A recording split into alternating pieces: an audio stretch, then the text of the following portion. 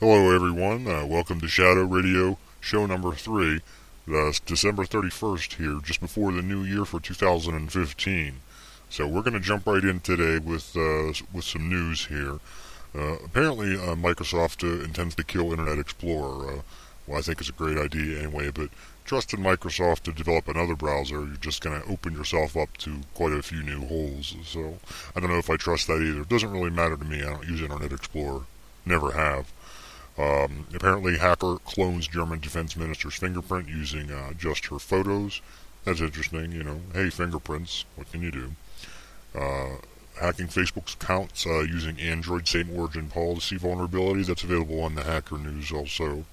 And AirAsia Indonesia flight that was found. We knew that.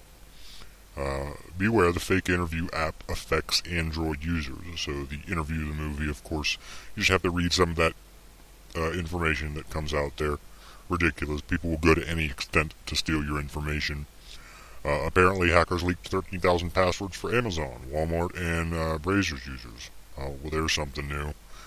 Okay, so let's just go ahead and move on to your questions. We see these passwords and databases being hacked all the time, so that's nothing new. First question we have here is by CJ Jarvis from Information Security. He needs details about the real IP behind the proxy. Well, first you have to understand what a proxy is. A proxy is just a system that you connect to that forwards your information. Whether it be encrypted or not is irrelevant, but it basically, any request that you send to the internet is behind the proxy server, so it's going to be using the proxy server's IP address. And there could be as many as hundreds of people connected to that proxy server. So the only real way that you're going to be able to grab a user's IP is if you know basically the general area in which they're in, because there's going to be hundreds of IPs, and proxy servers are going to log those, who's logged in, whether it's anonymous or not, whether it's transparent or not. So getting somebody's real IP if they're behind a proxy is increasingly difficult unless you are able to get access to the proxy server itself and monitor the connections yourself, either by putting in a backdoor or exploiting it. So it's very difficult to get that the real user's IP. So the next question here is by Luna Blitz. What's my recent take on the sentencing of people convicted of computer-related crimes? Do I believe there need to be revision in laws? For example, Aaron Schwartz was looking at 35 years for downloading content. Yeah, I think of course the laws need to be updated a little bit. I study law quite a bit, and I think one of the main foundations of law is that the punishment should fit the crime.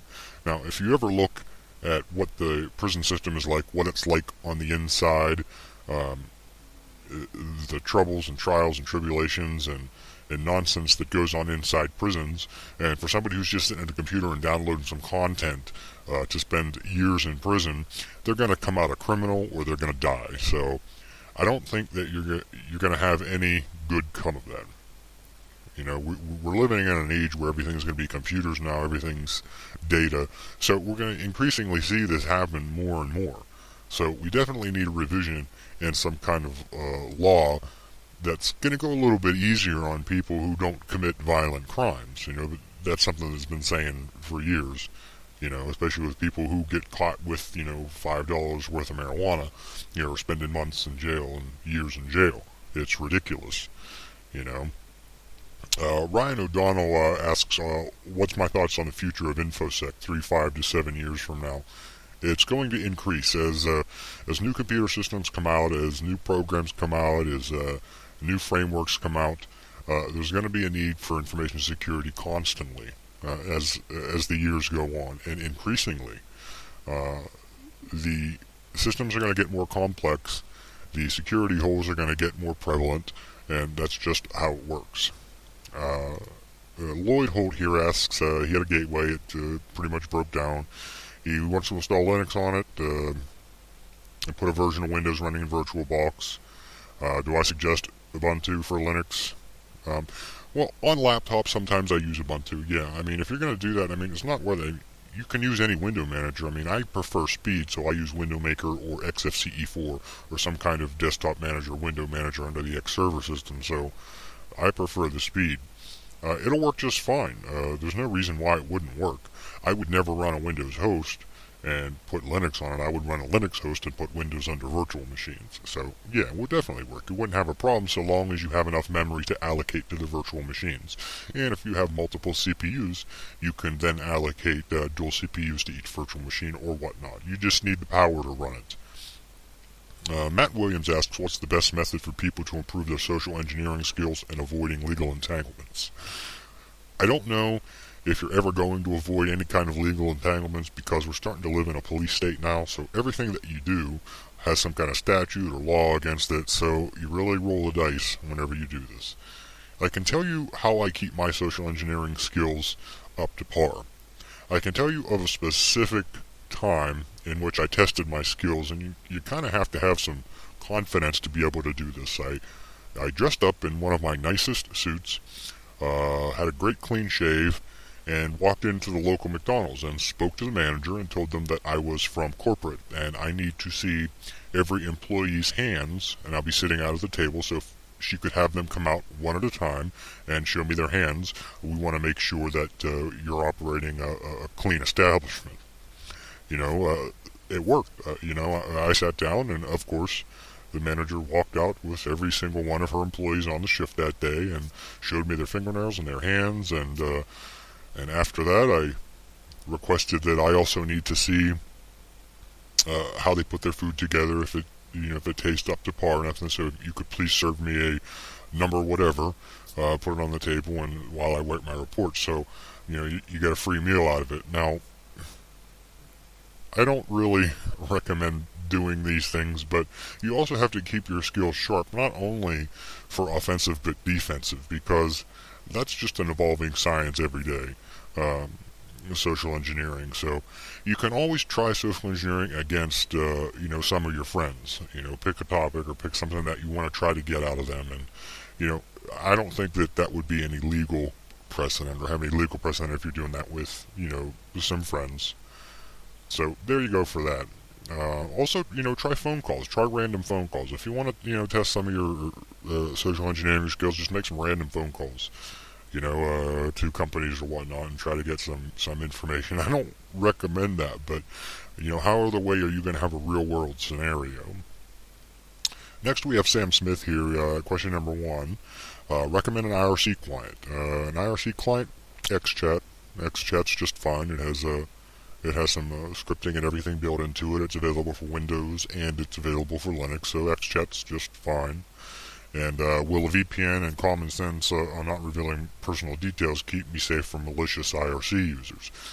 Well, you have to understand that IRC clients are the ones at fault here that enable the execution of code. So if you're running Linux, you don't want to run an IRC client as root. You want to run it as a regular unprivileged user. If you're running Windows, you don't want to run it as an administrator, and you want to have scripting disabled.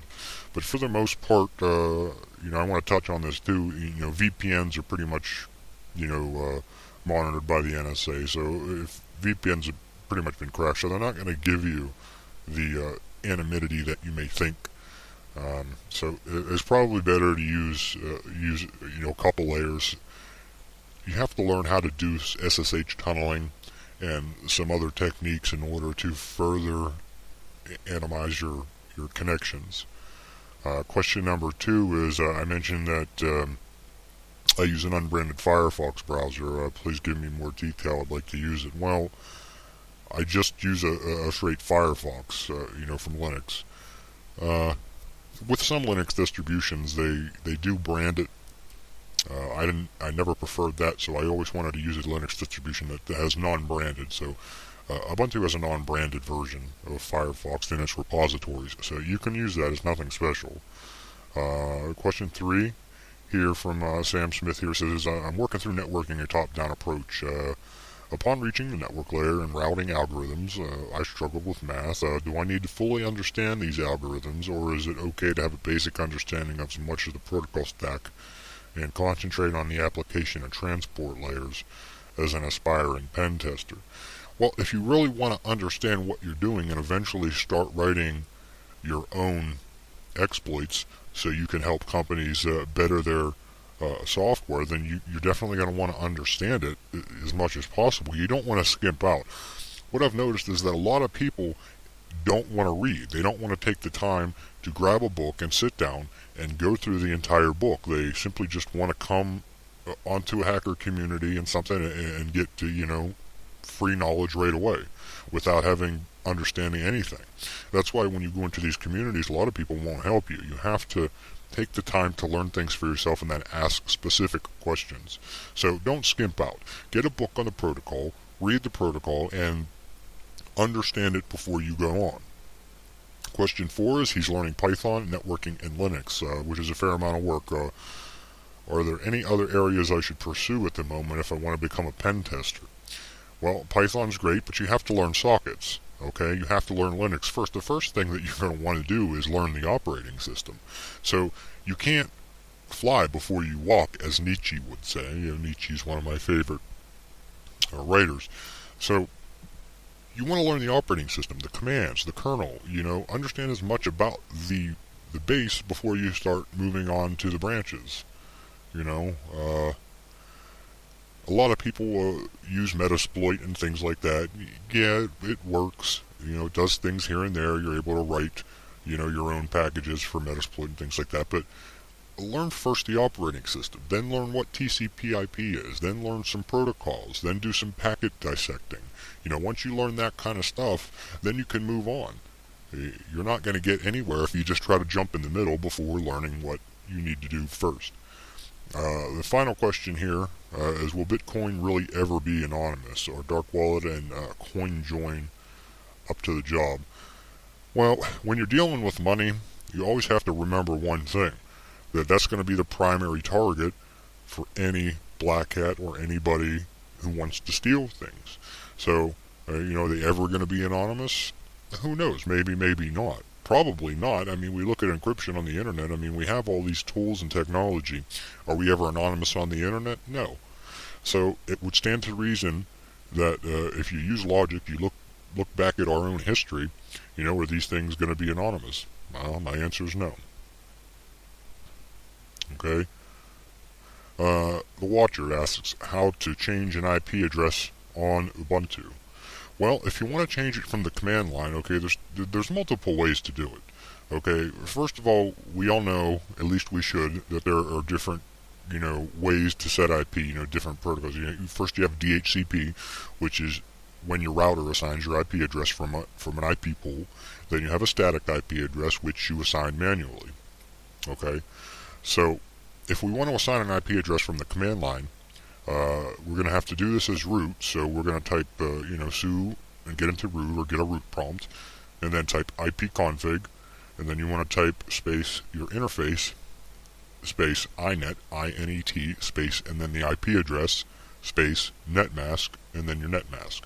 So for instance, if I wanted to change my IP address to 10.10.10.1, and it's 192.168.1.80, all I would have to do is type sudo ifconfig eth80 or whatever your interface name is, inet, I-N-E-T, space 10.10.10.10.